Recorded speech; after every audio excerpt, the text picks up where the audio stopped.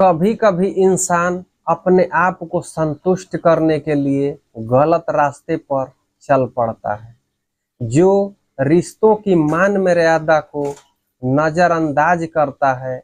ऐसे ही एक घटना ने मध्य प्रदेश के रतलाम जिले की आनंद नगर कॉलोनी में घटित होकर ससुर और बहू के रिश्ते को शर्मसार कर दिया।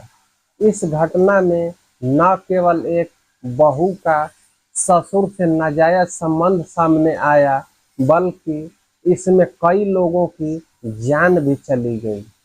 मान सिंह, जो कि 45 से 50 साल के व्यक्ति थे, अपनी पत्नी के निधन के बाद अपने दोनों बच्चों केशव और पूनम की परवरिश कर रहे थे।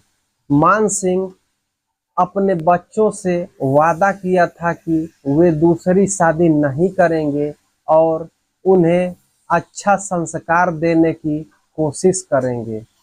समय बीतने के साथ साथ मान सिंह ने अपने बेटे केशव की शादी नीलम से कर दी।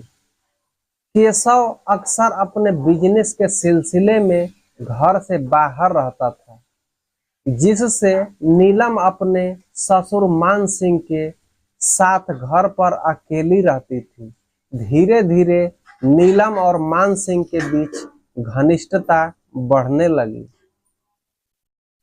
और उनका रिश्ता बहू और ससुर से बदलकर कुछ और ही बन गया। एक दिन नीलम ने बाथरूम में कपड़े भूल जाने पर अपने ससुर को आवाज लगाई। मान सिंह ने उसे टॉवल दिया और दूर बैठ गया। नीलम की नजर मान सिंह से मिली और दोनों के बीच एक अलग तरह का आकर्षण पैदा हुआ। नीलम और मान सिंह के बीच शारीरिक संबंध बनने लगे।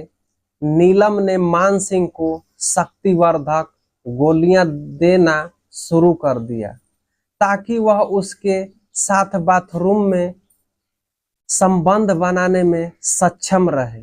यह सिलसिला लगातार चलता रहा, लेकिन इसकी भनक केशव को कभी नहीं लगी। एक दिन नीलम ने मान सिंह को अधिक गोलियां दे दी, जिससे उनकी मृत्यु हो गई। सुबह सुबह चीखने चिल्लाने की आवाजें आई तो आसपास के लोग इकट्ठा हो गए और मान सिंह की मृत्यु की खबर फैल गई। मान सिंह की बेटी पूनम और बेटा केशव को सूचना दी गई।